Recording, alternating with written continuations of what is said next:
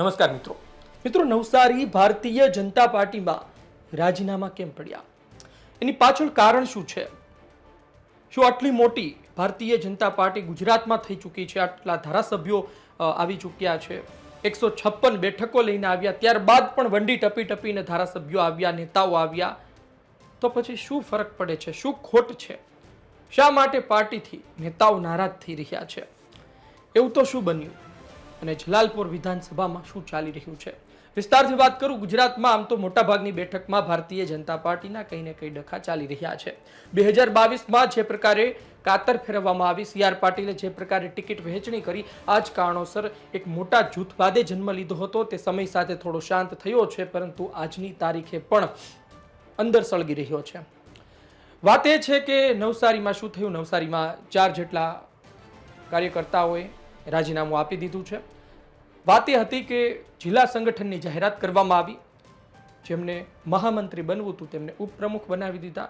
આ જ કારણોસર 4 લોકોએ પોતે રાજીનામા ધરી દીધા છે. અવગણના કહી છે કે ભાઈ અમારી અવગણના થઈ રહી છે, પરંતુ ખરા અર્થમાં અવગણના છે કે પછી ત્યાંનો આંતરિક જૂથવાદ છે, પોતાનો દબદબો યથાવત રાખવા માટેની મહેનત છે? આ તમામ બાબતે વાત કરવી છે, પરંતુ આ પહેલા તમે સાંભળો રાજીનામું આપવા પહોંચેલા એ કાર્યકર્તાઓ, નેતાઓ શું બોલ્યા. કાલે જે નામ જાહેર છે ને તેમાં મહામંત્રી તરીકે મને મૂક્યા ને બક્ષીભાઈ, એમાંથી રાજીનામું આપ્યું. કોઈ લઈ એવું કરો ને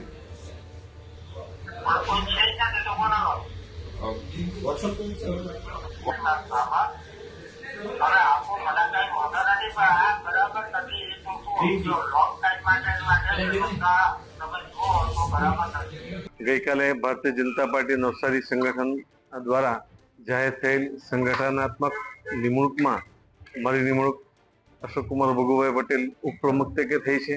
મારી બાજુમાં વિજયભાઈ છે, એમની નિમણૂક બક્ષીપંચ મોરચાના મહામંત્રી તરીકે થઈ છે.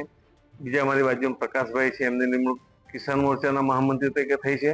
અને ચેતનાબેન રશ્મિકાંતભાઈ પટેલ, એમની નિમણૂક જિલ્લા સંગઠનના મંત્રી તરીકે થઈ છે.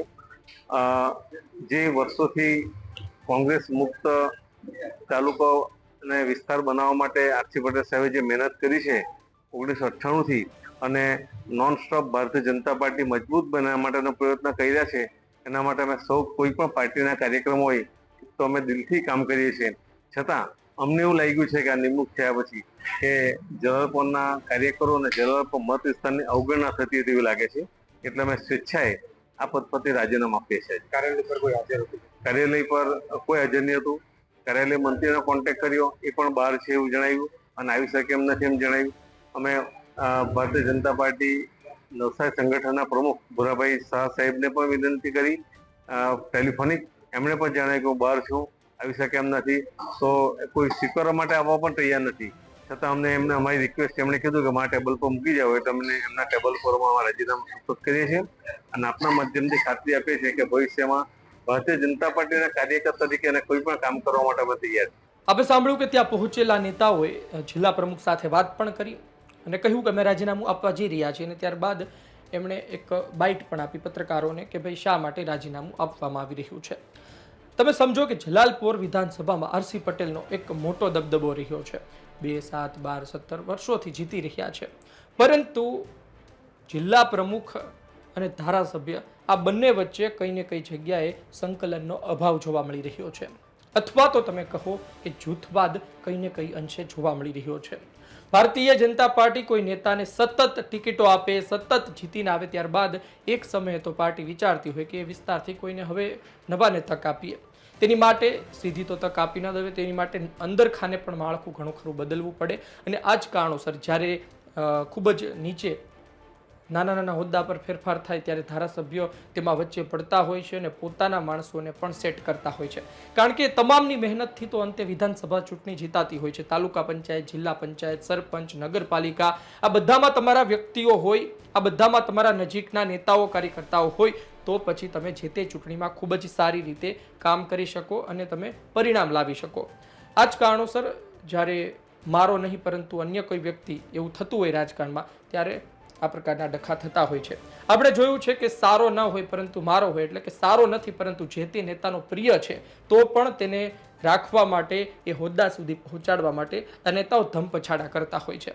પછી એ સંબંધો અને પાર્ટીને બધું ભૂલી જતા હોય છે. આમ પાર્ટીની વાહવાહી કરે, પરંતુ એ જ પાર્ટીમાં પછી વિદ્રોહ કરવાનું હોય તો પણ વિચારતા નથી. એટલે કે અંતે પોતાનો સ્વાર્થ પણ નેતાઓને હોય છે, અને આનું નામ જ રાજનીતિ છે. આ બધું તમે જોયું કે રાજીનામા આપી દીધા છે. એટલે કે સૌથી મોટી વાત તો એ છે કે ગુજરાતમાં ભારતીય જનતા પાર્ટી આટલી મજબૂત છે, આ વચ્ચે નેતાઓ રાજીનામા આપી રહ્યા છે, કાર્યકર્તાઓ રાજીનામા ધરી રહ્યા છે. સ્થાનિક સ્વરાજ્યની ચૂંટણી માથે છે. જોઈએ આવનાર દિવસમાં શું ફરક પડે છે, અને જે લોકો રાજીનામા આપે કદાચ એટલા સક્ષમ હશે કે પોતે પરિણામ લાવી શકે, અને એટલા સક્ષમ પણ હોઈ શકે કદાચ ભારતીય જનતા પાર્ટીમાંથી જુદા થાય તો એ વિસ્તારમાં ભાજપને નુકસાન થાય. હવે ભાજપ વિચારશે કે કેટલું નુકસાન છે. જો નુકસાન ઓછું હોય તો ભારતીય જનતા પાર્ટી જતું પણ કરી દે છે, અને નુકસાન વધુ હશે તો Bharatiya Janata party damage control કરીને ફરી મનાવીને સાથે લાવી શકે છે. આપનો અભિપ્રાય કોમેન્ટ બોક્સમાં જરૂરથી જણાવજો. આપ શું વિચારી રહ્યા છો જલાલપુર વિધાનસભાને લઈને, ત્યાંની રાજનીતિને લઈ, ત્યાંના જૂથવાદને લઈ, ત્યાંના ડખાને લઈ અને રાજીનામાને લઈ? ધન્યવાદ.